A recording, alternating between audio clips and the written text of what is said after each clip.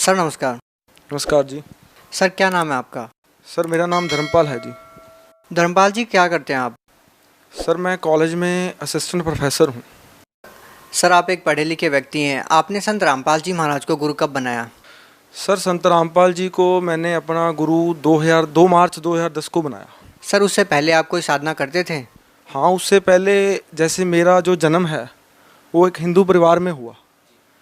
हिंदू परिवार में होने की वजह से जो हमारे परिवार में जो ख़ानदानी जो परंपराएं चलती आ रही हैं, साधनाएं चलती आ रही हैं, वो सभी साधनाएं हैं मैं करता था। जैसे मंदिर में जाना, व्रत रखना, ये श्राद्ध निकालना, पितर पूजा, माई मसाणी की पूजा, ठीक है। इसके अलावा पंजाब में जन्म होने के कारण गुरुद्वारे में भी आस्था थी, ठीक है। वहाँ सेवा करनी गुरुद्वारे में जाके, और इसके अलावा सभी धर्मों को मानते थे, कभी कभी मस्जिद भी चले जाते थे। मतलब सब साधनाएं जो इस संसार में इस टाइम पे हो रही हैं वो सभी साधनाओं को मैं करता था।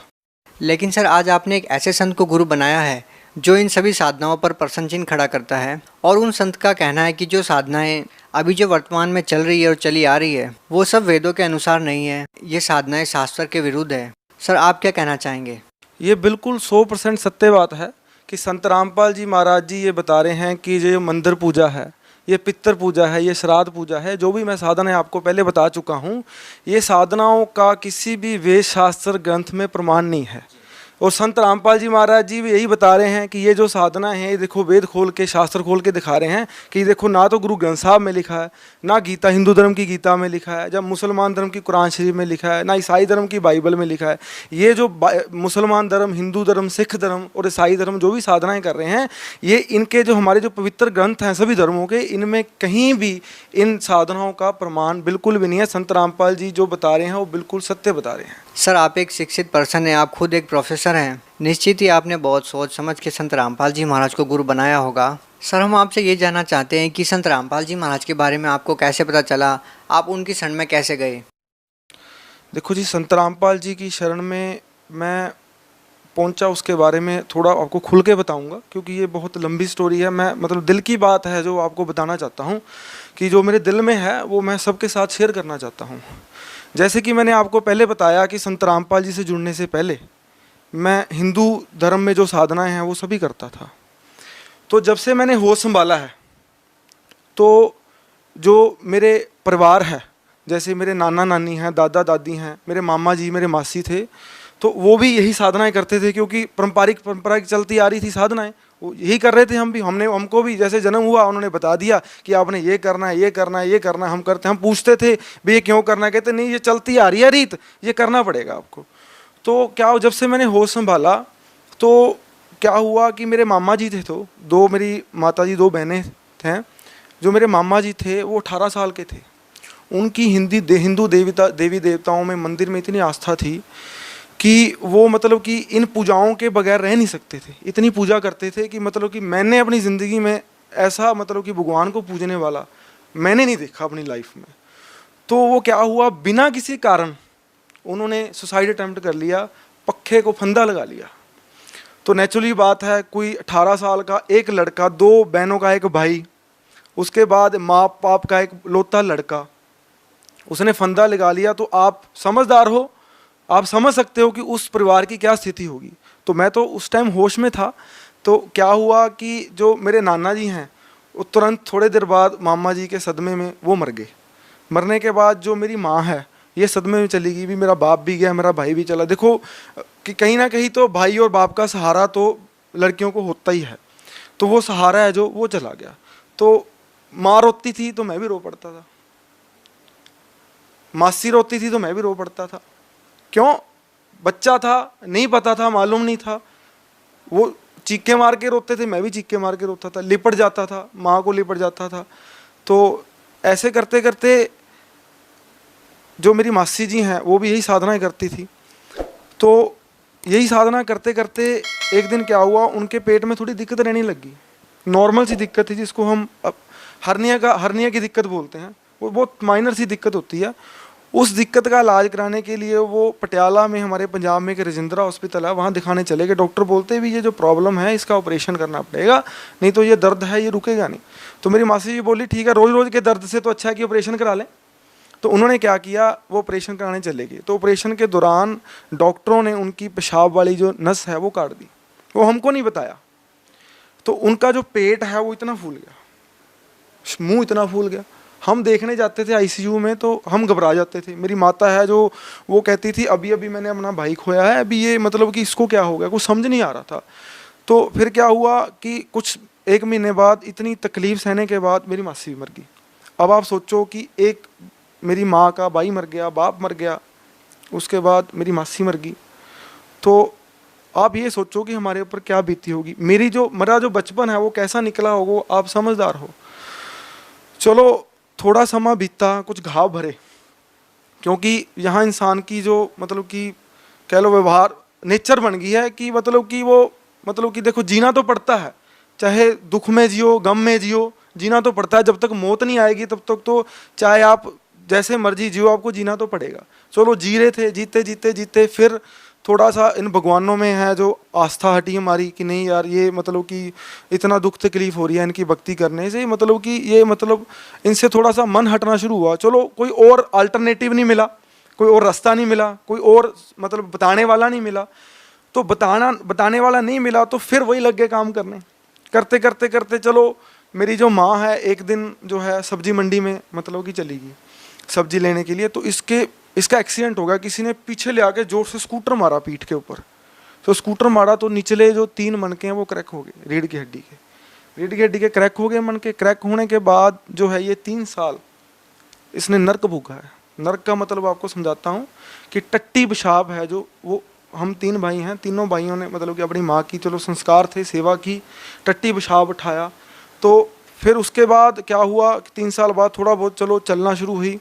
कुछ देर बाद फिर है जो यही साधना जो मैंने आपको बताई है, करते करते करते जो मेरा बाप है, जो बाप से पहले जो मेरे दादाजी हैं उनको कैंसर हो गया।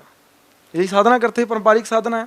कैंसर से वो इतनी दुर्गति से मरे, इतनी मतलब पीड़ा सही, वो मर गए। उसके बाद मेरी दादी के कीड़े पड़ गए, पाँव में कीड़े, मैंने खुद चलते देखे हैं मतलब कि दादी के कीड़े। यही साधना करते करते।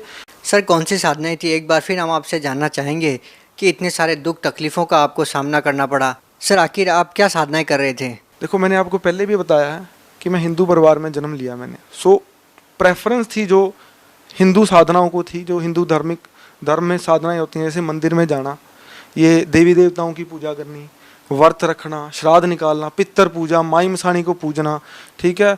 ये सब जो मतलब कि हिंदू धर्म में क्रियाक्रम है, वो जो मेरे को सुन रहे हैं आपको भी पता होगा, ये सब मतलब कि साधनाएं हम करते थे। और इसके अलावा जो मेरे माता पिता जी हैं, मैं आपको एक बात बताना भूल गया, मेरे माता पिता जी हैं वो राधा स्वामी पंथ हैं, जो वो व्यास से भी उन्होंने नाम दीक्षा जो ले रखी थी, उनकी भी वो साधना है, बहुत करते थे। सुबह मतलब कि उठ के बैठ जाना 4-4 5-5 घंटे, ठीक है, आंखें बंद करके कान बंद करके चौंकड़ी मार के बैठ जाना, चाहे गुड्डे काम करें ना करें, शीर काम ना करे, ये ऐसी भक्ति करवाते थे कि आपको चौंकड़ी मार के है जो वो बैठना पड़ेगा, इनकी कंडीशन थी ये, ठीक है। वो साधना करते थे। यही जो है दादा दादी हैं वो राधा स्वामी पंथ से नहीं जुड़े थे, वो देवी देवताओं की पूजा करते थे, ये श्राद्ध निकालना, ठीक है। और चलो सत्संग सुनने तो जाते थे राधा स्वामी। मेरी मासी थी वो देवी देवताओं की पूजा भी करती थी, राधा स्वामी से भी जुड़ी हुई थी, ठीक है। मेरा मामा जी था वो भी देवी देवताओं की बहुत पूजा करता था। नाना जी थे मेरे, वो भी राधा स्वामी थे और देवी देवताओं की पूजा करते थे। ये सब साधनाएं हैं जो आपने मेरे को पूछा, ये दोबारा आपके सामने मैंने इसका जिक्र किया है। फिर आपने बताया कि आपके दादी जी की डेथ हो गई, उसके बाद आपकी मम्मी जी को स्कूटर से पीछे से टक्कर लगी। सर उसके बाद आपको क्या क्या समस्याओं का सामना करना पड़ा? देखो उसके बाद क्या हुआ, इतना कहर टूटने के बाद भी समझ नहीं आया कुछ। पंडितों के पास जाते थे, जहाँ कोई बता देता था चले जाओ वहाँ समाधान बता देगा, ठीक है। बहुत पैसा ख़राब किया, बहुत लोगों के पास किए, तो अपनी अपनी जिनकी सोच है वो अपनी अपनी सोच से बता देते थे, पर उनसे कोई फ़ायदा नहीं हुआ। चलो ऐसा करते करते करते जैसे मैंने आपको बताया, मैं ना हिंदू धार्मिक साधनाएं करता था। तो मैं ना नैना देवी माता है जो वैष्णो देवी माता है वहाँ बहुत जाता था। तो मैं सिर्फ यही कहता था भगवान से, माता से, या जिसकी मंदिर में जाना, गुरुद्वारे में जाना, यही कहता था भगवान मेरे को कुछ नहीं चाहिए, मेरे को सबसे बड़ा तोहफा मेरे माता पिता दिए हैं आपने, ये सबसे बड़ा तोहफा है मेरे लिए, इससे बड़ा मेरे लिए तोहफा कोई नहीं है इस संसार में। तो ये सबसे कीमती चीज़ है मेरे लिए। तो बस इनका जो है वो रक्षा करना, और मेरे जो भाई हैं, मेरा परिवार है, इसके ऊपर दया रखना, मेरे को कुछ नहीं चाहिए। मैं तेरे को मानूंगा, दिल से मानूंगा, तेरे नंगे पैरी तेरे पास आऊँगा, ये सब मैं मतलब करता था। तो क्या हुआ, जैसे मेरी माता को मैंने बताया एक्सीडेंट हुआ, रीढ़ की हड्डी टूटी, तकलीफ सही, नर्क सहा। नर्क सहने के बाद जो मेरे पिताजी हैं उनको लीवर कैंसर हो गया। एक दिन दर्द उठा, डॉक्टर के पास ले गया, तो डॉक्टर ने स्कैन किया, जो मतलब कि टेस्ट थे वो सारे किए, तो मेरे को बताया, मैं गया था पापा के साथ, तो पापा को मेरे को बताता है डॉक्टर, बेटा भी टेंशन तो नहीं लेगा।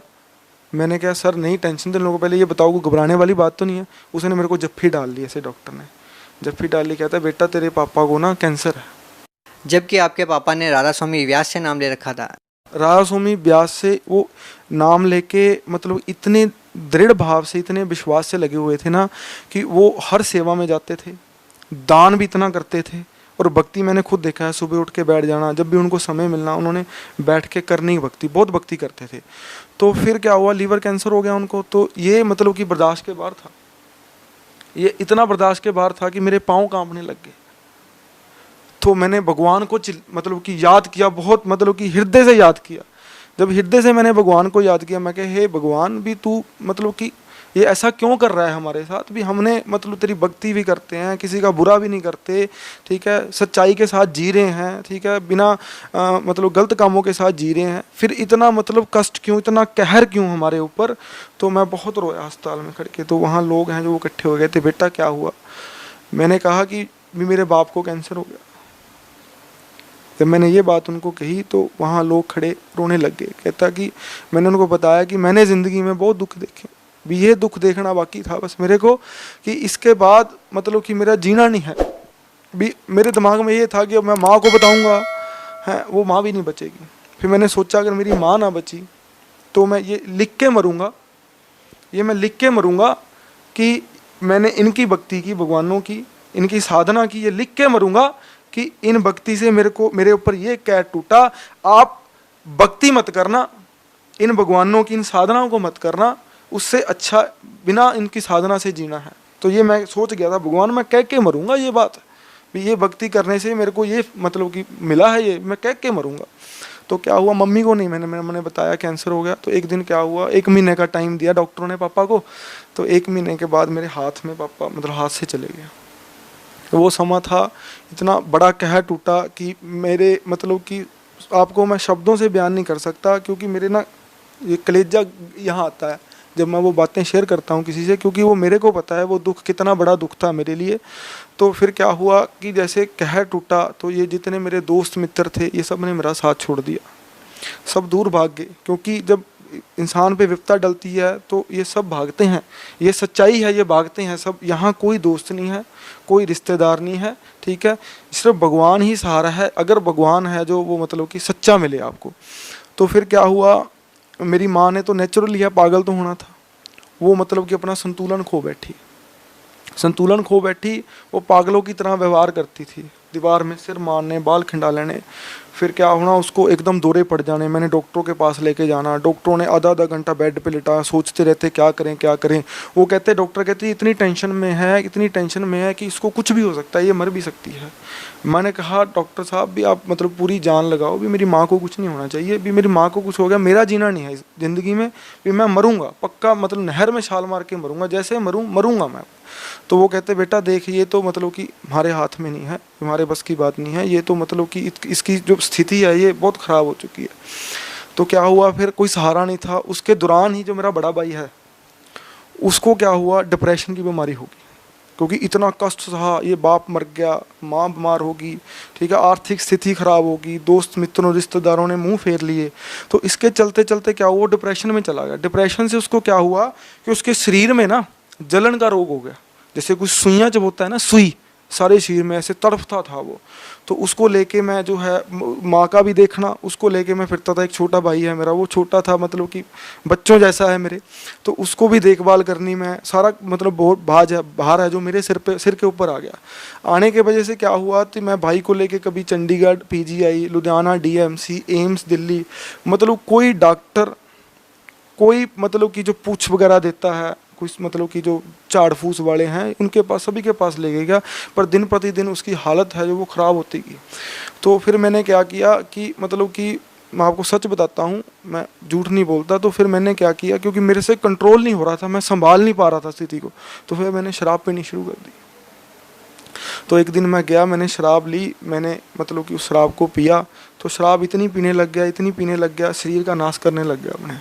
क्यों? क्योंकि मतलब कि कोई सहारा नहीं रहा, सहारा नहीं रहा, दोस्त का किसी सहारा नहीं रहा, रिश्तेदार का नहीं रहा, भगवान का तो आपको बता दिया क्या सहारा था मेरे को, ठीक है। तो इसके चलते चलते फिर जो मेरा बड़ा भाई है, ठीक है, इसको कोई राहत नहीं मिली। माँ है जो मेरी मतलब काफ़ी डिप्रेशन में चली गई, आर्थिक स्थिति आपको मैंने बताया ख़राब होगी। तो ये मतलब कि करते करते क्या हुआ कि मेरा जो भाई है, इसको मतलब कि कोई राधा स्वामी प्रीचर था हमारे खन्ना में, हमारे पड़ोस में ही है खन्ना, 7 किलोमीटर है यहाँ से।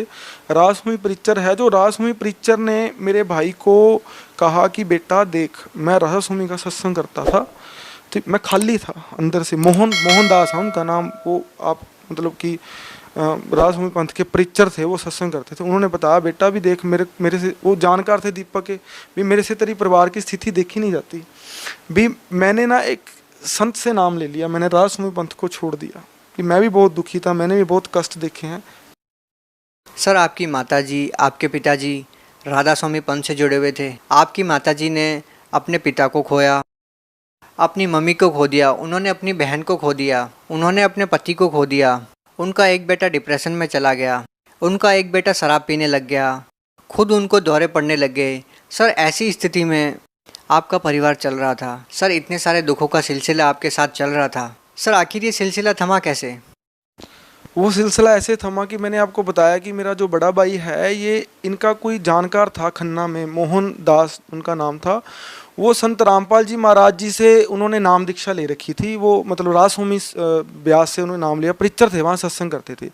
तो उनको पता चला दीपक के परिवार पे ऐसा कष्ट टूट गया, तो वो भी परमात्मा की खोज में थे। उन्होंने भी मतलब बहुत ज़िंदगी अपनी परमात्मा के लिए मतलब कि वो की है। तो वो उन्होंने दीपक को बुलाया एक दिन, दीपक को बोलते बेटा मेरे से तेरी हालत नहीं देखी जाती है परिवार की। वो भी रो पड़े, कहते भी इतना कहर है जो मतलब कि मैंने मतलब किसी के देखा तो है, पर ये तो मतलब हद होगी, कहते हद होगी कहते।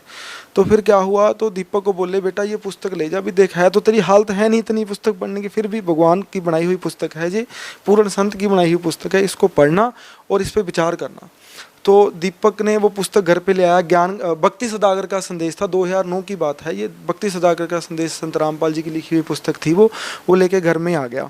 लेके घर में आया तो उसने 2-4 पेज पढ़े, तो अंकल को बोलता है अंकल जी मैं इतनी जगह जाया, इतने गुरु बना लिए मैंने, इतने मतलब साधनाएं कर ली। वो कुमार स्वामी नाम का एक संत है हिंदुस्तान में, वो उनसे उसने बीज मंत्र भी ले रखे थे।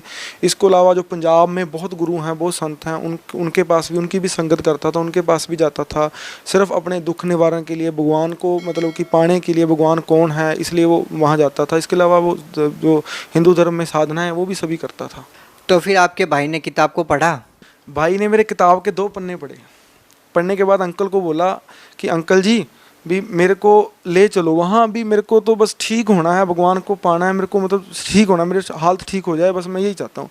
अंकल कहते ठीक है, मैं संत रामपाल जी से प्रार्थना करूँगा तेरी, भी बताऊँगा कि ऐसे ऐसे एक बच्चा है पंजाब का, बहुत परेशान है। तो गुरुजी ने बोला, उसने संत रामपाल जी से प्रार्थना की भी ऐसे ऐसे दीपक नाम का कोई लड़का है, बहुत परेशान है, गुरुजी नाम लेना चाहता है। गुरुजी बोले बेटा उसको बोले पहले ज्ञान समझे, पुस्तक को पढ़े, यहाँ कोई झाड़े वाला काम नहीं है, यहाँ कोई मतलब कि कोई जादू मंत्र तंत्र नहीं किए जाते, यहाँ तो पूर्ण परमात्मा की जो है भक्ति बताई जाती है, वो शास्त्र अनुकूल साधना बताई जाती है, जो साधनाएं आज तक किसी को नहीं पता, जो हमारे शास्त्रों में मतलब छुपी हुई थी वो साधना बताई जाती है। यहाँ तो मतलब कि वो साधनाएं बताई जाती है जिससे 3 ताप के कर्म हैं जो वो भी खत्म हो जाते हैं। तो गुरुजी को बोलता, वो कहता गुरुजी उसने पुस्तक पढ़ ली, उसका फ़ोन आया था, उसने मेरे को बताया कि मैंने पुस्तक पढ़ ली। तो क्या हुआ, तो गुरुजी ने बोला नहीं उसने पुस्तक नहीं पढ़ी। तो उसने मोहन अंकल ने बोल दिया कि तूने मेरे को ये बोला कि मैंने पुस्तक पढ़ ली, मेरे को लेके जाओ वहाँ, तो फिर तूने, गुरुजी ने तो बोला पुस्तक पढ़ी नहीं, भी गुरुजी बोलते पुस्तक पढ़े। कहते अंकल जी गुरुजी को कैसे पता चल गया अभी उसने पुस्तक नहीं पढ़ी? तो कहते भी देख ले अब तू भी, गुरुजी ने तो मेरे को ऐसे बोला। दीपक ने, मेरे भाई ने उसको 2 बार पुस्तक को पढ़ा। पुस्तक पढ़ने के बाद मतलब कि उसने मतलब कि संत रामपाल जी से नाम दीक्षा ली। तो सबसे बड़ी जो राहत है हमारे परिवार को संत रामपाल जी ने बख्शी, मतलब कि कृपा की भगवान ने, बंदी छोड़ ने, वो ये है कि उसको भगवान ने नाम दिया संत रामपाल जी ने, और उनके सिर पर हाथ रखने से मतलब उसकी 50% जो प्रॉब्लम है वो ठीक होगी। उसने प्रार्थना की संत रामपाल जी से, गुरु जी भी मेरे को बिल्कुल ठीक कर दो, भी मैं बहुत ठीक हो गया हूँ, भी मेरे को बिल्कुल ठीक कर दो। गुरु जी बोले बेटा देख भक्ति करनी पड़ेगी, भक्ति कर, भक्ति से सब कुछ होता है, भक्ति से ही सब कुछ मिलता है। तो इसने 15 दिन और 1 महीना गुरुजी के द्वारा जो मंत्र दिए हुए थे, प्रथम मंत्र जो प्रथम नाम मिलता है हमें, वो प्रथम की मंत्र की साधना करने से ये मतलब 100%, 100 नहीं मैं कहूँगा, 200% कहूँगा, मतलब नॉर्मल से भी नॉर्मल हो गया। तो ये मतलब ठीक हो गया। तो उधर से मैंने आपको बताया मेरी हालत ख़राब थी, मैं ड्रिंक करने लग गया। तो ये क्या करता था, घर में सत्संग लगा देता था गुरुजी का, सत्संग लगाता था गुरुजी का। तो गुरुजी पूर्ण संत हैं, अधिकारी हैं इस पृथ्वी पर, मतलब वाणी बोलने वाले, प्रचार करने वाले। तो वो वाणी मेरे दिल पे लगती थी। वो एक दिन बताते कि बेटा अभी आप बहुत बड़े धोखे में हो, आप जो पूजाएं कर रहे हो, साधनाएं कर रहे हो, इन साधनाएं से आपको कोई लाभ नहीं होने वाला, आपकी दुर्गति होगी, आपका नाश होगा। ये साधनाएं करने की नहीं है। कबीर नाम का भगवान है, ये वेदों में प्रमाण है, कबीर साहब भगवान है, गीता में प्रमाण है। वो ये साधना गलत है। जो शास्त्रों वेदों में या जिन संतों ने भगवान को पाया है वो साधना करोगे तो ही आपका जो है वो मतलब कि लाभ हो सकता है, आपको कोई फ़ायदा हो सकता है। अदरवाइज जो ज़िंदगी है, जो कष्ट आना वो आएगा ही आएगा आपके ऊपर। तो मैंने बात सुनी तो गुरुजी ने एक बार और बताई कि काल है, 21 ब्रह्मांड का मालिक है, शिष्य रचना बताई। संत रामपाल जी द्वारा जो शिष्य रचना बताई हुई है वो आज तक इस पृथ्वी पर किसी संत ने वो शिष्य रचना नहीं बताई। और वो शिष्य रचना जो बताई है उसका कबीर सागर में प्रमाण, गीता में प्रमाण, चारों वेदों में प्रमाण, बाइबल में प्रमाण, वो सब जगह इतने इतने एविडेंस रख के रख दिए, सबूत रख दिए। भी देखो ये मैंने शिष्य रचना आपको बताई है भक्ति सागर संदेश में, ये बुक में, ये इतने प्रमाण है। वो शिष्य रचना बताई भी, कबीर नाम का भगवान है, काल ने हमें फंसा रखा है यहाँ जाल में, ठीक है। हम देवी देवताओं की भक्ति करते रहते हैं पर हमें दुख मिलता है, ठीक है। कबीर साहब की भक्ति नहीं करेंगे, पूर्ण भगवान की, पूर्ण जो परम अक्षर ब्रह्म है उसकी भक्ति नहीं करेंगे तो हमें कोई भी लाभ, कोई भी सुख नहीं हो सकता, दुख ही दुख मिलेंगे। तो वो मैंने जब गुरुजी के वचन सुने, मैंने क्या सोचा यार ये मतलब कि कैसा ज्ञान बता रहे हैं।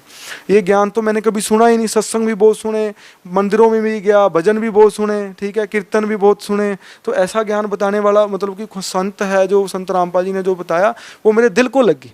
जब दिल को लगी तो मतलब कि रोज़ सुनता था परमात्मा की वाणी। तो एक दिन गुरुजी बोलते कि मैं इतना संघर्ष कर रहा हूँ इस मार्ग पर, ठीक है, ये दुनिया फिर नहीं समझती। संत रामपाल जी ने कहा चाहे इस मार्ग पे मेरी जान चली जाए तो मैं संघर्ष करूंगा, मतलब कि सच्चाई है जो जन जन तक पहुंचा के रखूंगा, परमात्मा के ज्ञान को है वो जन जन तक पहुंचा के रखूंगा, परमात्मा के ज्ञान को जो है घर घर तक पहुंचा के रखूंगा। तो मतलब ये बात मेरे को बहुत अच्छी लगी भी ऐसा संत तो कोई भी नहीं कहता, ठीक है ना। तो वो बात मेरे को बहुत अच्छी लगी। और उसके बाद मतलब कि मैं गुरुजी का सत्संग सुनने लगा।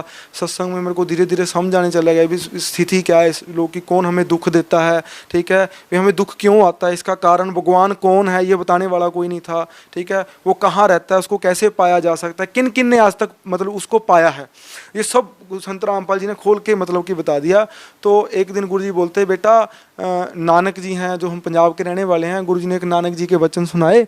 तो वो वचन सुने तो मैं रो पड़ा, इतना रोया, कमरे में बंद हो गए, इतना रोया। वो बोलते कहते गुरु नानक देव जी बोलते हैं कि ये काल है जो इस ब्रह्मांड का मालिक है, वो कभी भी कोई भी कहर तोड़ सकता है, कभी भी कुछ भी कर सकता है इंसान के ऊपर। कैंसर की बीमारी भी लग सकती है, एड्स भी हो सकता है, एक्सीडेंट से मौत भी हो सकती है इंसान की, कुछ भी कर सकता है बेटा। अभी उसके जाल से निकलने के लिए पूर्ण संत की शरण में आना पड़ेगा। तो ऐसे ऐसे गुरुजी बता रहे थे। सो संत रामपाल जी का मैंने सत्संग सुना तो वो वचन नानक जी के वो वाणी मेरे को याद है। कहते नानक जी कहते कि ना जाने काल की कर जावे, किस वक्त पलट दे पासा, जिन्हां दे सिर ते मौत घूमदी उन्हां नूं काहदा हासा। उस नानक जी से किसी ने प्रश्न पूछा था, वो बहुत लंबी स्टोरी है। मतलब उस वाणी का ये अर्थ था कि काल का कुछ नहीं पता भी यहाँ क्या कहर टूट जाए। वो मेरे को बहुत अच्छी लगी भी देखो जैसे हमारे साथ इतना कहर टूटा, हमें पता नहीं चल रहा ये कहर का कारण क्या है, ये कहर क्यों टूट रहा है हमारे ऊपर। भी हम तो वो भक्ति कर रहे हैं जो मतलब सारी दुनिया करती है, भी हम भी तो वही करते हैं, वो हमको न्यारा काम तो कर नहीं रहे, गलत काम तो कर नहीं रहे। तो ये कहर टूटने का कारण संत रामपाल जी ने बताया। तो मैं स्कूटर पे जा रहा था तो संत रामपाल जी के वचन मेरे को याद आ रहे थे। तो पीछे से ट्रक ने आके मेरे स्कूटर में मारा, मैं वो मतलब कि पलटी खाता 3 पलटी खा स्कूटर पे गिर गया। तो मेरा सिर है जो वो ज़मीन पे लगा, तो मतलब मेरे को चक्कर आ गए। मैंने सोचा भी मतलब मेरे को ऐसे लगा कि बस भी मैं मर गया मैं। तो मैं जब उठा तो मैंने देखा कि मतलब मैं बिल्कुल ठीक था।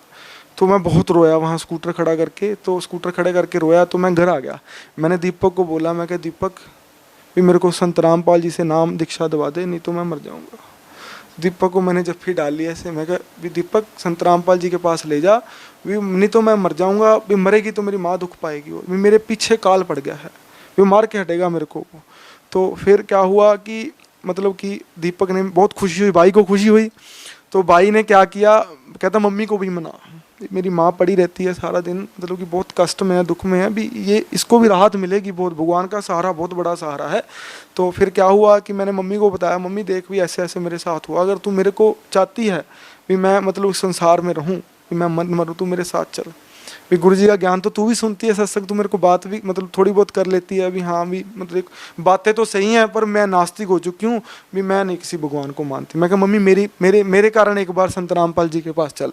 तो मैंने गाड़ी में मम्मी को बिठाया, दीपक के साथ चल पड़े। तो आश्रम में क्या हुआ, गुरु जी दर्शन दे रहे थे संत रामपाल जी, दीपक दर्शन करने चला गया था, मैं दर्शन कर लूँ बाद में मैं आपसे मिलता हूँ, क्योंकि दर्शन तो आपको पता ही है परमात्मा के, संत के, पूर्ण संत के कितना लाभ है दर्शनों का, वो तो हम जानते हैं और किसी को नहीं मालूम। तो ये दर्शन करने गया तो गुरु जी बोले, संत रामपाल जी कहते, हाँ भी दीपक दास, आगे तेरी माँ और तेरा भाई। तो ये भागा भागा बाहर आया, कहता देखो गुरुजी ने मेरे को अपनी आप बता दिया भी तेरा भाई और मैंने। कहता गुरुजी बोलते फटाफट उनको जल्दी से जल्दी है जो वो नाम दीक्षा है दो। तो फिर फटाफट मैंने फार्म भराया, नाम दीक्षा ली, तो गुरुजी के दर्शन करने गया। तो गुरुजी ने मेरे सिर पे हाथ रखा, कहते बेटा तू बहुत जगह फिर लिया, कहते एक बात हमेशा याद रखना मेरी, इस पृथ्वी के ऊपर इस जगह के अलावा कहीं कोई ठिकाना नहीं है। तो मैं रो पड़ा। तो गुरुजी ने मेरे को बहुत प्यार किया, सिर पे हाथ फेरा, मतलब कि बहुत अच्छा लगा मेरे को। तो फिर गुरुजी आगे चले गए, मैं खड़ा रहा, क्योंकि अट्रैक्शन इतनी तकड़ी थी, इतनी तकड़ी पावर अंदर एंटर कर गई कि मतलब ऐसे लगता था जैसे पता नहीं कितना भार है जो सिर से हल्का हो गया हो। लगता है वो तो जिससे मर्जी संत रामपाल जी के न्यायियों से पूछो, आशीर्वाद से क्या लाभ मिलता था उनको। सर यहाँ पे दो स्थितियाँ देखने को मिली। एक तरफ आपके माता पिता ने राधा स्वामी पंथ से नाम दीक्षा ले रखी थी, और आपकी माताजी ने आपके पिताजी को, अपनी मम्मी को, अपनी बहन को, और उनका बेटा डिप्रेशन में चला गया, आप शराब पीने लग गए और खुद उनको दौरे पड़ने लग गए। एक तरफ तो एक संत की साधना करने से इतने सारे दुखों का पहाड़ टूट पड़ा, जिससे व्यक्ति नास्तिक बन जाता है और नास्तिकता की तरफ चलने लगता है, जैसे कि आपकी मम्मी जी चले गई। दूसरी तरफ एक संत है, संत रामपाल जी महाराज, जिसकी भक्ति, जिसका नाम, जिसका सत्संग सुनने मात्र से आप लोगों को इतने सारे लाभ मिले। सर ये डिफरेंस क्यों है? आखिर हमारे संसार में, हमारे समाज में ये कहा जाता है कि संत सब एक होते हैं, उनसे नाम दीक्षा लेने से ही मोक्ष हो जाता है, लेकिन यहाँ पे दो स्थितियाँ क्यों? देखो ये दो स्थितियों का कारण ये है कि हमें आज तक ये बताने वाला ही कोई नहीं था कि कौन सी साधना करने वाली है और कौन सी नहीं करने वाली।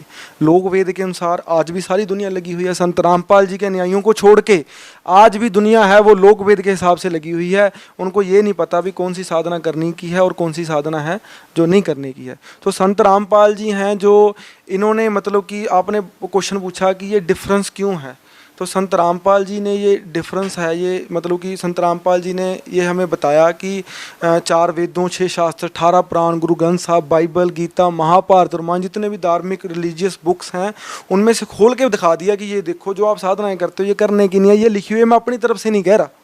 भी मैं अपनी तरफ से एक शब्द कहूँ तो ये दुनिया मेरे को मार देगी, ये मैं अपनी तरफ से नहीं कह रहा शब्द एक भी, ये मैं शास्त्रों में से बीच निकाल के कह रहा हूँ। देखो ये करोगे तो फायदा होगा, भगवान से लाभ मिलेगा, अदरवाइज आपने जो पिछले जन्म के कर्म किए हैं उसके हिसाब से आपकी ज़िंदगी है जो वो चलेगी। सर संत रामपाल जी महाराज जी ने अपने सत्संगों में आप लोगों को वादा किया कि यदि मेरे द्वारा बताई गई भक्ति अनुसार साधना करेंगे तो आपको सभी दुखों से निजात मिलेगी। जैसा कि आपने हमको बताया कि संत रामपाल जी महाराज से नाम दीक्षा लेने से पहले आप लोगों के ऊपर दुखों का पहाड़ टूटा हुआ था, आप लोगों को बहुत सारे दुख थे। उन दुखों का सिलसिला कैसे रुका? आपने बताया कि आपके भाई के नाम दीक्षा लेने से रुक गया। तो सर क्या संत रामपाल जी महाराज से आपने नाम दीक्षा ली, शराब पीने लग गए थे, डिप्रेशन में रहने लग गए थे, आपकी माताजी को दिल के दौरे पड़ने लग गए थे, उस स्थिति में आपको कितना लाभ मिला? जैसे कि मैंने आपको बताया कि संत रामपाल जी, जैसे आपने भी कहा कि सत्संग में संत रामपाल जी आपके बताते हैं कि मैं वादा करता हूँ कहीं मर्जी लिखा लो मेरे से कि जो दास ये भक्ति बता रहा है, ये दास जो साधना बता रहा है, ठीक है, इस साधना करने से आपको भगवान की प्राप्ति भी होगी और आपके हर कष्ट का निवारण होगा। तो ये गुरु संत रामपाल जी कहते हैं सत्संग में। तो संत रामपाल जी ने मेरे परिवार के ऊपर बहुत दया बख्शी, मेरी माता जी हैं वो उनके ऊपर दया बख्शी, वो मतलब आज इतनी खुश हैं, रोती ज़रूर हैं कि बंदी छोड़ संत रामपाल जी आप हमको पहले मिल जाते, आप मेरे को पहले ये साधना दे देते भी, हमने 30 साल रासहोम में गाल लिए, ये देवी देवताओं की इतनी भक्ति कर ली है ना, अब तो शरीर भी बूढ़ा हो गया, अभी संत रामपाल जी पहले नाम दे देते। रोती अब मतलब है खुश, बहुत इतनी खुश है कि मैं उसको देखता हूँ तो मैं संत रामपाल जी का बहुत बहुत दिल से धन्यवाद करता हूँ। और उसके बाद मेरा भाई है जो वो मतलब संत रामपाल जी नाम लेने के बाद डिप्रेशन से, वो आपको मैंने बताया कि 200%, 100 बोलते हैं, मैंने 200 बता दिया आपको, मेरे को पता है ना 200% की क्या वैल्यू है, तो 200% ठीक हो गया। उसके बाद जो मेरे को लाभ मिले वो मैं आपको बताता हूँ। लाभ तो देखो भगवान ने इतने दिए हैं कि ये संत रामपाल जी महाराज जी उस भगवान की भक्ति जो साधना हमें बताते हैं, करवाते हैं, जो पल पल में लाभ देता है। आपको ऐसे लग रहा होगा कि जैसे मैं मतलब कि झूठ बोल रहा हूँ, अगर मैं झूठ बोलूँ तो मेरी जीभ कट जाए, मेरी जीभ कट जाए अगर मैं झूठ बोलूँ, तो मेरे को पल पल में लाभ हुए हैं, पल पल में भगवान मेरे साथ चलते हैं। ऐसी संत रामपाल जी ने साधना हमको बताई है। तो क्या हुआ कि जैसे मैंने आपको बताया कि मैं शराब पीनी शुरू कर दी, उससे क्या हुआ कि जो मेरा गाल ब्लैडर है उसमें पॉलिप हो गया, गांठ बोलते हैं इसको, वो होगी, तो दर्द रहने शुरू हो गया। तो दर्द रहने शुरू हो गया तो संत रामपाल जी महाराज जी नाम लेने से पहले की बात बताता हूँ। तो मैं डॉक्टर के पास गया, डॉक्टर बोलता कि स्कैन करा लो, ठीक है, स्कैन कराई तो स्कैन में जो है 6 mm का पॉलिप आ गया गाल ब्लैडर में। तो तकलीफ होती थी, मैं क्या चल कोई बात नहीं, भी अब है तो है नहीं सहारा, देखी जाएगी, जो होगा मरना तो है ही, एक दिन मर जाएंगे, कोई बात नहीं, मैं क्या देखी जाएगी। दुख में था, कुछ समझ नहीं आ रहा था, पागल जैसी स्थिति थी, वो स्थिति बहुत भयंकर स्थिति थी मेरी। तो फिर क्या हुआ कि जब संत रामपाल जी से नाम लिया मैंने, देखो मेरे को 1 महीना तकलीफ तो रही है। तो एक दिन बहुत तकलीफ हुई मेरे को, मैं घर पे ही था, तो मैंने क्या किया, मैंने सोचा कि यार ये तकलीफ दर्द बढ़ता जा रहा है, भी डॉक्टर ने मेरे को बोला था कि इस गाल ब्लैडर को रिमूव करा दो, नहीं तो ये भयंकर बीमारी में कन्वर्ट हो जाएगा।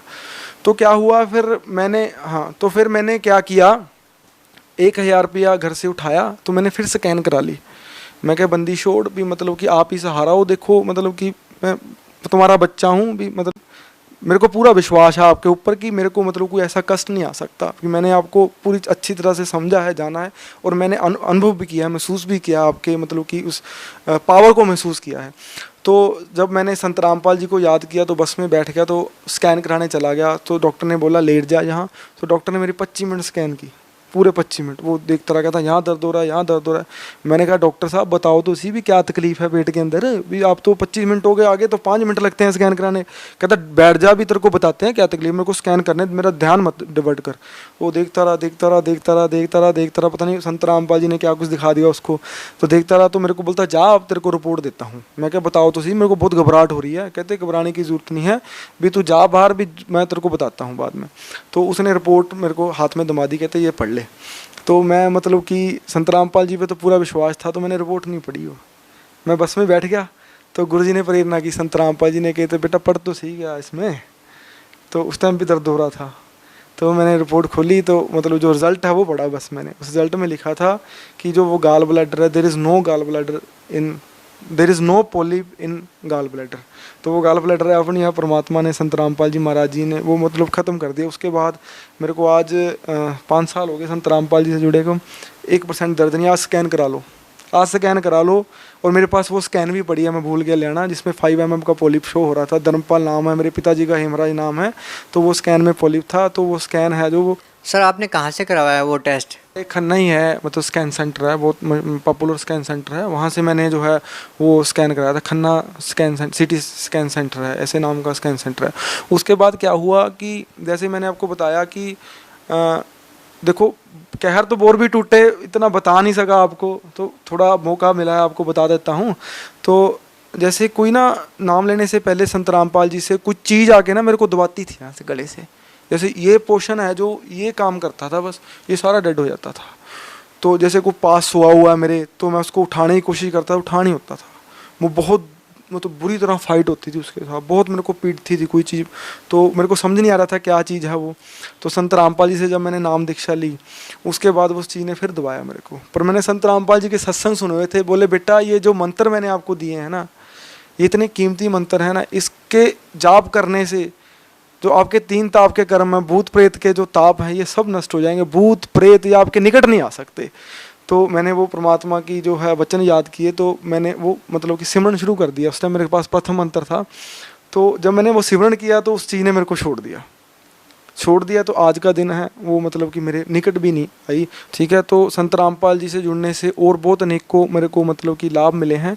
जैसे मैंने आपको एक बात और बतानी थी कि पापा की डेथ के बाद हमारी आर्थिक स्थिति भी बहुत ख़राब हो गई थी, क्योंकि घर में कमाने वाला कोई नहीं था। बड़ा भाई भी 6,000 रुपये नौकरी करता था, मैं भी मतलब कि 8,000 रुपये नौकरी करता था, तो छोटा भाई बहुत छोटा था, बच्चों की तरह था, आपको मैंने बताया। तो आर्थिक स्थिति बड़ी ख़राब थी। तो संत रामपाल जी महाराज जी ने मतलब बहुत बड़ी एक दया की, जिससे आर्थिक स्थिति हमारी सुधरी। मेरा भाई है दीपक, वो सोच रहा था कि 7,000 से तो घर का खर्चा नहीं चलता, अभी बहुत कम पैसे हैं, अभी मैं गुरु जी से प्रार्थना करूंगा अभी संत रामपाल जी मैं और कोई नौकरी कर लूं। तो वो संत रामपाल जी के पास गया, मेरे सामने की बात है, वो बोलता है संत रामपाल जी मैं कोई और नौकरी कर लूँ भी, मेरा मतलब कि भगवान संत रामपाल जी तो अंतर्यामी हैं, इनको सब मालूम है। कहते बेटा और नौकरी नहीं करनी तूने कोई।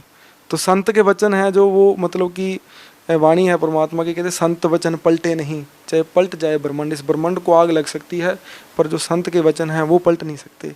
तो वो संत के वचन हैं वो मतलब कि ऐसे थे कि तीसरे दिन मतलब कि वो जो नौकरी थी 7,000 की कॉन्ट्रैक्ट बेस पे, गवर्नमेंट ने कॉन्ट्रैक्ट बेस पे रखे थे, तो वो 7,000 की नौकरी है जो वो रेगुलर में कन्वर्ट होगी और उसकी सैलरी है जो 40 और 45,000 के बीच है जो सैलरी होगी। इसके बाद क्या हुआ, छोटा भाई फ्री था मेरा, उसने भी संत रामपाल जी से नाम ले लिया था। फिर भी एक मन में डर था कि छोटा है कि गलत संगत में ना पड़ जाए, पर संत रामपाल जी का ज्ञान ऐसा है कोई गलत संगत में पढ़ नहीं सकता। चलो नया नया था, कच्चा था थोड़ा, तो मेरे को डर था। तो मैंने गुरुजी को बोला, गुरुजी भी छोटा भाई मेरा फ्री है तो गुरुजी दुकान करने की सोच रहे हैं। गुरुजी बोले बेटा कर लो दुकान, भी भगवान है जो आपके साथ हैं। तो गुरुजी का वचन वो मैंने पूरा किया। तो वचन पूरा किया तो मैंने दुकान की स्टेशनरी की। तो जहाँ मैंने दुकान की थी ना, तो लोग ना मेरे को बोलते थे आके भी तू पागल हो गया है, भी ऐसी जगह दुकान कर ली तूने जहाँ ना तो कोई कॉलेज है, ना कोई स्कूल है, ना कोई बच्चा निकलता, 10 बजे तो मार्केट खुलती है यहाँ। तो मैंने कहा कोई बात नहीं, मेरे को अपने संत रामपाल जी गुरुजी पे पूरा विश्वास है कि उनके वचन है, मैं पीछे नहीं कदम हटाऊंगा, चाहे मेरे को जितना मर्जी नुकसान झेलना पड़ जाए। तो भगवान तो नुकसान करते नहीं किसी का, संत रामपाल जी ने ऐसा सत्संग में बता रखा है। तो फिर क्या हुआ, मतलब कि वो पहले दिन गुरुजी का आदेश था कि बेटा भी ये आडंबर नहीं करना, ये मतलब कि जो आडंबर है फंक्शन वगैरह कुछ नहीं करना, भी सुबह अपने गुरुजी का बताया हुआ नित्यनेम लगाओ और बैठ जाओ, बस 2-4-10 बंदों को बुला लो और चाय पानी पिला दो। तो वैसा जैसा गुरुजी ने मेरे को संत रामपाल जी ने बताया वैसे मैंने किया। पहले दिन 20,000 की सेल हुई है, पहले दिन 20,000 की सेल। मैं बहुत रोया उस दिन भी, मैं कहे बंदी छोड़ भी, मेरे इतनी बड़ी किस्मत, इतने बड़े भाग जो आपने मतलब कि मेरे को शरण में लिया और आपने मेरे को इतने मतलब कि सहारा दिया। जैसे कहते नहीं भगवान ने मतलब कि मेरे को और मेरे परिवार को मतलब भाइयों को ऐसे मतलब छाती से लगा के रखा, छाती से लगा के रखा, छाती से दूर नहीं होने दिया। आज 5 साल। सर एक ऐसा संत जिसने आपकी ज़िंदगी को खुशियों से भर दिया, कहाँ पे एक ऐसे माहौल में जी रहे थे जहाँ पर आपके ऊपर बहुत सारे दुखों का पहाड़ टूटा हुआ था, वही संत रामपाल जी महाराज की शरण में जाने से आप लोगों की ज़िंदगी खुशियों से भर गई। लेकिन आज वो संत जेल में है, आप सर क्या कहना चाहेंगे? आखिर एक ऐसे संत के ऊपर इतने आरोप प्रत्यारोप, आप सर क्या कहना चाहेंगे? वो संत जेल में है, दूसरों की ज़िंदगी में खुशी भरने वाला संत आज खुद जेल में है, क्या कहना चाहेंगे? देखो जी, पहली बात मैं आपको बताने वाला हूँ, आप मीडिया से हो, कि जो संत रामपाल जी महाराज जी हैं, ठीक है, जो आपने आरोपों की बात की है, वैसे तो आपको कोई अधिकार नहीं है उनके आरोपों के बारे में जानकारी पाने का, क्योंकि जो आपने काम किया है वो सारी दुनिया को पता है कि आपने जब उनके ऊपर आरोप थे तो मीडिया में खुल के मतलब पूरा उनका मतलब प्रचार, गलत प्रचार किया है। जो मतलब कि मैं जो वाणी कहती है कि आपने बहुत कर्म बिगाड़े हैं, मीडिया ने बहुत कर्म बिगाड़े हैं, इसका नतीजा भगवान मतलब कि भगवान की वाणी है कि आपने उस दरबार का मैल नहीं देखा जहाँ धर्म राय के तिल तिल का लेखा। तो ये तो भगवान की वाणी है, ये तो मतलब कि सिद्ध होती है। तो जो आरोप आप बात कर रहे हो, ये आरोप हैं जो मतलब कि 100% झूठे हैं, 100% झूठे हैं, एक भी आरोप है जो वो सच्चा नहीं है। और दूसरी बात रही संत रामपाल जी जेल में हैं, ये इस देश का दुर्भाग्य है, इस देश की जनता का दुर्भाग्य है कि संत रामपाल जी को, ऐसे संत को, मेरे परिवार की स्थिति आपके सामने है, जिसका परिवार ऐसे बिखर गया हो, उसके परिवार को मतलब खड़ा कर दिया हो और उसको सच्चा ज्ञान बुराइयों से छुड़ा दिया हो, ऐसे संत को आपने जेल में मतलब कि डाल दिया। जैसे मैंने आपको बताया कि संत रामपाल जी महाराज जी जेल में है, ये देश का दुर्भाग्य है कि वो उनको जेल में डाल दिया, क्योंकि संत रामपाल जी तो एक ऐसे पृथ्वी पर पूर्ण संत हैं, ऐसी मतलब कि पावर के मालिक हैं, जो मतलब कि अनेकों मतलब कि लोगों के जिन्होंने बुराइयां छुड़ा दी, नशा छुड़ा दिया, रोग मुक्त कर दिया, भगवान की साधना बता दी, ठीक है, जीना सिखा दिया। जो मरे हुए थे मेरे जैसे, मरने के तगार पे ही थे, जो जैसे मेरी माँ मर जाती तो मैं भी मर जाता, इनका क्या मतलब, किसी का क्या जाता, जाता तो मेरा जाता ना। तो भगवान ने आपके सामने ऐसे मेरे जैसे कई लोग हैं जिनके ऊपर संत रामपाल जी ने जो है वो जो कृपा की है। उसके अलावा मैं आपको ये बताना चाहता हूँ कि जो संत रामपाल जी महाराज जी हैं, वो हरियाणा में एक छोटे से गाँव में उनका जन्म हुआ, और छोटे से गांव में जन्म होने के बावजूद भी उन्होंने जो मतलब कि ज्ञान प्रचार किया है, इस पृथ्वी पर किसी भी संत ने वो ज्ञान प्रचार नहीं किया। और उस ज्ञान प्रचार का जो है इस समाज में लोग विरोध करते हैं। पर देखो, आप दिमाग यूज़ करो ना, बुद्धि यूज़ करो, अपनी बुद्धि को खोलो कि संत रामपाल जी हैं जो लंबे समय से हाथ जोड़ के सादर आमंत्रित कर रहे हैं। उन्होंने चैलेंज नहीं किया किसी को, हाथ जोड़ के सादर आमंत्रित कर रहे हैं कि जितने भी पृथ्वी पर धर्मगुरु हैं, शंकराचार्य हैं, वो मेरे साथ ज्ञान चर्चा करें, भी मेरे ज्ञान का विरोध मत करें, भी मेरे साथ ज्ञान चर्चा करें। वो जो ज्ञान चर्चा है वो मतलब कि हम आज आपसे भी रिक्वेस्ट करते हैं मीडिया वालों से कि वो ज्ञान चर्चा को आप मीडिया पे दिखाओ। ये जनता खुद डिसाइड कर लेगी भी कौन सच्चा है और कौन झूठा है, संत रामपाल जी का ज्ञान सच्चा है या झूठा है। बाकी रही आरोपों की बात, हम जब से गुरुजी संत रामपाल जी हमारे जेल में गए हैं, ठीक है, बड़ी शर्म की बात है आप लोगों के लिए, बहुत ही शर्म की बात है, क्योंकि मेरे को कहनी पड़ रही है आप लोगों से कि संत रामपाल जी महाराज जी के जो शिष्य हैं, और संत रामपाल जी खुद 2006 और 2014 के जो बरवाला कांड और कोंथा कांड में जितने भी मुकदमे FIR दर्ज हैं संत रामपाल जी के ऊपर, उनकी वो संत रामपाल जी खुद CBI जांच की मांग कर रहे हैं। और उनके न्यायियों हैं जो वो गलियों में धक्के मतलब जोर जोर से चिल्ला चिल्ला के ये मतलब मीडिया में दिखाई नहीं जाती बातें, ये मैं आपको बता रहा हूँ। ये मतलब कि अगर ये बातें आपको पता चले तो आपका भी मतलब कि शायद हृदय इस बात को मतलब काम पे कबूल करे अपनी गलती को, क्योंकि वो गलियों में हर एक मतलब स्टेट में जितने भी डिस्ट्रिक्ट हैं उसमें DC को प्रधानमंत्री के नाम पर ज्ञापन दिया जाता है कि अभी हमारे गुरुजी को आपने मतलब जेल में डाल दिया, अभी झूठे रोप लगा दिए, अभी उसकी CBI जांच करो। अभी दुनिया तो CBI जांच की मांग नहीं करवाती, दुनिया तो भागती है, दुनिया विरोध करती है CBI जांच की, भी हमारी CBI जांच नहीं होनी चाहिए। जैसे अन्य संत हैं उनके ऊपर केस चल जाता है तो वो अनुयायियों को क्या कहता है कि हमने CBI जांच नहीं होने देनी। वो अनुयायी बेचारे भोले वाले हैं, उनको पता ही नहीं हम क्या कर रहे हैं, वो सड़कों पे उतर जाते हैं कि हमारे गुरुजी के ऊपर CBI जांच नहीं होनी चाहिए, हमारे गुरुजी के ऊपर CBI जांच नहीं होनी चाहिए। क्यों? क्योंकि उन्होंने गलत काम कर रखे हैं। हमारे गुरुजी बिल्कुल संत रामपाल जी सच्चे हैं, इन्होंने कोई गलत काम नहीं किया। ये तो मतलब कि आपको मैंने बताया कि ये तो सच का प्रचार कर रहे हैं, भगवान के उस ज्ञान का प्रचार कर रहे हैं जो उस खजाना खोल दिया संत रामपाल जी ने, जो खजाना है जो छुपा हुआ था मतलब वेदों शास्त्रों ग्रंथों में। तो सर अंतिम प्रश्न आपसे करेंगे कि आप भगत समाज को क्या संदेश देना चाहेंगे? देखो, भगत समाज को मैं यही संदेश देना चाहता हूँ कि आप संत रामपाल जी महाराज जी के ज्ञान का विरोध ना करें। संत रामपाल जी महाराज जी का ज्ञान सुने। साधना चैनल पर 740 840 पर उनका सत्संग आता है, उनकी लिटरेचर है काफ़ी, आपको उनकी वेबसाइट www.jagatgururampalji.org पे मतलब जो उनकी पब्लिकेशन है संत रामपाल जी की सब मिलेंगी आपको। उनके मतलब कि ज्ञान को पढ़ो, समझो, उसके बाद फैसला लो। बिना समझे बिना पढ़े फैसला मूर्ख लोग लेते हैं। जो समझदार लोग होते हैं वो बिना समझे बिना पढ़े फैसला नहीं लेते। जो आज ये सोच के फैसला लिया हुआ है जिन्होंने कि संत रामपाल जी से नाम नहीं लेंगे, जो उनसे मतलब कि उनका विरोध करते हैं, उनको अच्छा नहीं समझते, ये मतलब कि आपके लिए बहुत गलत बात है। इसको आप मतलब कि अपने अहंकार को, अपनी ईगो को छोड़ के, ये अहंकार साथ नहीं जाएगा, ये तो मिट्टी में मिलेगा एक दिन। वो इंसान भी मिट्टी में मिलेगा, ये अहंकार भी आपका मिट्टी में मिलेगा। बहुत बड़ी उदाहरण है रावण की, ठीक है, वो सारी मतलब इस पृथ्वी पे उसके बड़ा, उससे जैसा बड़ा योद्धा नहीं था कोई, उसका भी जो अहंकार है भगवान ने तोड़ा था, उसको भी मिट्टी में मिलाया था। तो मैं ये प्रार्थना मतलब आपसे प्रार्थना करना चाहता हूँ। देखो, जैसे मैं भी पढ़ा लिखा हूँ, आप भी पढ़े लिखे हो, तो आप संत रामपाल जी महाराज जी का सत्संग सुनो, उनका बुक पढ़ो और उसके बाद वेद शास्त्र ग्रंथों से उनको ज्ञान मिलाओ। मैं एक बात और बताना चाहता हूँ कि संत रामपाल जी अक्सर सत्संग में ये कहते हैं कि मैं अपनी तरफ से कुछ नहीं बताता, जो वेद शास्त्र ग्रंथ में लिखा है वो बताता हूँ। फिर भी उनका विरोध होता है। देखो कितनी बड़ी बात है, ये छोटी बात नहीं है। समझदार को तो इशारा ही काफ़ी होता है। समझदार है, इशारा ले और मतलब कि उसकी तरफ भागे, तो समझदार को तो इशारा काफ़ी है। ये इशारा भी लोग नहीं समझ रहे। इससे पढ़े लिखे का इंसान का मैं सोचता हूँ ऐसी एजुकेशन का कोई फ़ायदा नहीं है अगर वो सच्चाई को समझ नहीं सकते। सर बहुत बहुत धन्यवाद। Thank you ji.